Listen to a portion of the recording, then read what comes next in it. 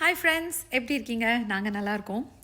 So இன்றைக்கி காலையில் எந்திரிச்சதுலேருந்தே ரொம்ப லோவாக, ரொம்ப டிப்ரெஸ்டிங்காக, ரொம்ப என்னன்னு தெரில, நோ எனர்ஜி டே மாதிரி இருந்தது.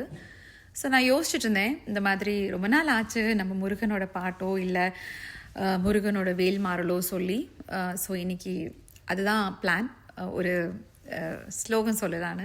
ஸோ அதுக்கு முன்னாடி நான் லேட்லி தெரிஞ்சுக்கிட்ட ஒரு விஷயம் என்னன்னா, நம்ம முருகனுக்கு எப்படி வேல்மாறல், கந்த சஷ்டி கவசம், ஸ்கந்த குரு கவசம் எல்லாம் பிடிக்குமோ அதே மாதிரி அவருக்கு லலிதா சஹஸ்ரநாமம் ரொம்ப பிடிக்குமாமா.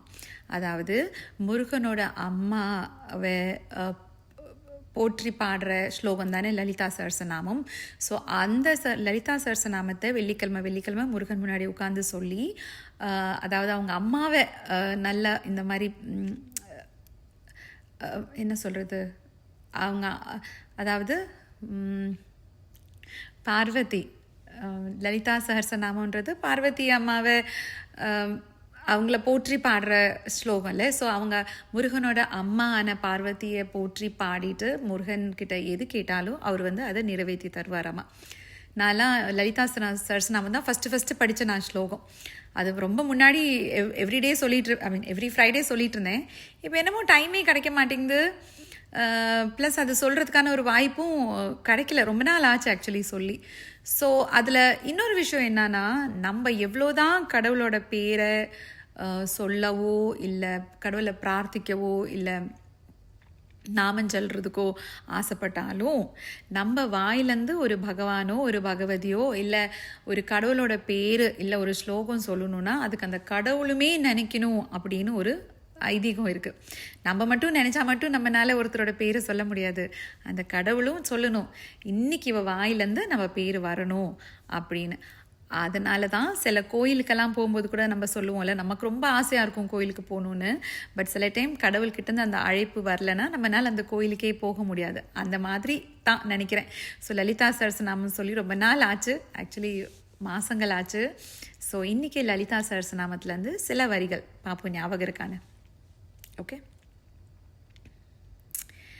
श्रीमाता श्री महाराज्ञी श्रीमत् सिंहासनेश्वरी चिदग्निकुंड संभूता देवकार्य समुद्यता उद्यद्भानुसहस्राभा चतुर्बाहु समन्विता रागस्वरूप पाषाढ्या क्रोधा कारांकुशोज्वला मनोरूपेक्षु कोदंडा पंचतन्मात्र सायका निजारुण प्रभापूर मज्जद ब्रह्मांड मंडला चंपकाशोक पुन्नाग सौगंधिगल सत्कचा कुरुविंद मनिश्रेणी कणत् कोटीर मंडिता अष्टमी चंद्र विभ्राज दलिकस्थल शोभिता. ஸோ இன்றைக்கி சில வரிகள். ஸோ உங்களுக்கு டைம் கிடைக்கும் போது கண்டிப்பாக சாமி கும்பிடுங்க, பிரார்த்தனை பண்ணுங்கள். ஏன்னா வாழ்க்கையில் ரொம்ப மன அழுத்தத்தில் மன வருத்தத்தில் பீஸே இல்லாமல் இருக்கும்போது கூட சில டைம் நமக்கே தோணும், கடவுள் இருக்கிறாரா, கடவுளை வேண்டணுமா, இதை சொல்லணுமான்னு. பட் ட்ரஸ்ட் மீ, நம்ம ரொம்ப லோவாக இருக்கும்போது நமக்கு சப்போர்ட் பண்ணுற, நமக்கு ஒரு தைரியம் கொடுக்கறது இந்த பிரார்த்தனை மட்டும்தான். அதனால் காலையில் சாயங்காலம் ஒரு 12 நிமிஷம் கடவுளுக்காக ஒதுக்கி வைங்க. கடவுளை தியானிங்க. எந்த கடவுளாக இருந்தாலும் சரி தியானிங்க.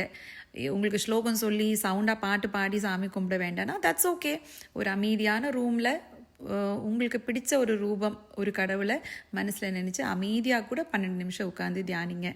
ஓகேவா? ஏன்னா இந்த கலியுகத்தில் நமக்கு கொஞ்சமாச்சும் மன சமாதானத்தை கொடுக்க போகிறது இந்த பிரார்த்தனை மட்டும்தான். அதனால் எல்லோரும் சந்தோஷமாக, ஹாப்பியாக, பீஸ் ஆஃப் மைண்டோடு இருங்க. Have a wonderful day.